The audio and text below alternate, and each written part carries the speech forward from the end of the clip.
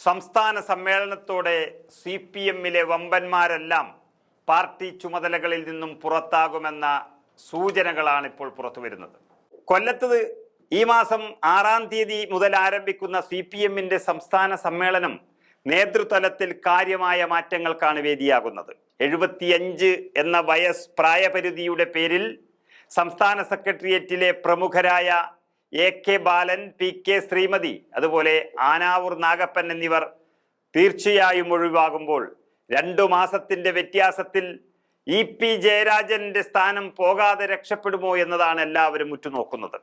കഴിഞ്ഞ പാർട്ടി കോൺഗ്രസ് ആണ് സംഘടനാ പദവികളിൽ ഇങ്ങനെ തുടരാനുള്ള പ്രായം 80 എന്നതിൽ നിന്ന് 75 കുറച്ചത്. ഇക്കാര്യത്തിൽ എന്തെങ്കിലും ഇളവ് അനുവദിക്കാനുള്ള അധികാരം സംസ്ഥാന ഘടകങ്ങൾക്കില്ല. എന്നാൽ മധുരയിൽ നടക്കാനിരിക്കുന്ന പാർട്ടി കോൺഗ്രസ് പുനഃപരിശോധനയ്ക്ക് മുതിർന്നാൽ മാത്രം കേരള നേതാക്കൾക്കടക്കം ഇങ്ങനെ കുറച്ചിളവ് കിട്ടും. ദീർഘകാലമായി സംസ്ഥാന സെക്രട്ടേറിയറ്റിലുള്ള മുൻമന്ത്രി AK ബാലനും അതുപോലെ മുൻമന്ത്രി PK ശ്രീമതിയും ഒഴിവാകുമെന്ന് ഉറപ്പിക്കുകയാണ്. എറണാകുളം സമ്മേളനത്തിൽ സെക്രട്ടേറിയറ്റിലെത്തിയ ആനാവൂർ നാഗപ്പനും 75 കഴിഞ്ഞിരിക്കുന്നു. എന്നാൽ കേന്ദ്ര കമ്മിറ്റി അംഗവും മുൻ LDF കൺവീനറുമായ EP ജയരാജന് പ്രായപരിധി ബാധകമാകുമോ എന്നതാണ് ഈ സമ്മേളനവുമായി ബന്ധപ്പെട്ട് എല്ലാവരും ആകാംക്ഷയുയർത്തി കാത്തു നിൽക്കുന്ന ഒരു കാര്യം. അദ്ദേഹത്തിന് ഈ മെയ് മാസത്തിലാണ് 75 വയസ്സാകുന്നത്.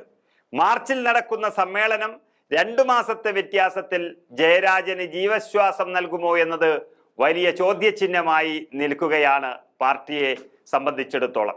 അതുപോലെ തന്നെ LDF-ന്റെ ഇപ്പോഴത്തെ കൺവീനർ TP രാമകൃഷ്ണന് ജൂൺ മാസത്തിലാണ് പിറന്നാൾ. അദ്ദേഹത്തിന് 3 മാസത്തിന്റെ വ്യത്യാസമുണ്ട്. സമ്മേളന ഘട്ടത്തിൽ 75 ആയില്ല എന്നതിൻ്റെ പേരിൽ ഇവർക്ക് ഇളവ് ലഭിച്ചാൽ 3 വർഷം കൂടി ഉയർന്ന ഘടകങ്ങളിൽ തന്നെ തുടരാനാകും. അല്ലെങ്കിൽ അവർക്കും പാർട്ടി പണി നിർത്തേണ്ടി വരും സംസ്ഥാന തലങ്ങളിൽ എന്നുള്ളത് ഉറപ്പാണ്. കഴിഞ്ഞ സമ്മേളനത്തിൽ ഏതാനും കേന്ദ്ര കമ്മിറ്റി അംഗങ്ങളെ ആ പേരിൽ സെക്രട്ടേറിയറ്റിൽ നിന്നും ഒഴിവാക്കിയാണ് ഇവിടെ പുതുമുഖങ്ങൾക്ക് അവസരം കൊടുത്തത്. ആ ശൈലി തന്നെ തുടർന്നാൽ ഇത്തവണയും സെക്രട്ടേറിയറ്റിൽ കൂടുതൽ പുതുമുഖങ്ങൾ വന്നേക്കാം. കഴിഞ്ഞ തവണ MV ഗോവിന്ദനെയും അങ്ങനെ സെക്രട്ടേറിയറ്റിൽ നിന്ന് ഒഴിവാക്കിയിരുന്നു വയസ്സിന്റെ പ്രായപരിധിയുടെ കാര്യത്തിൽ.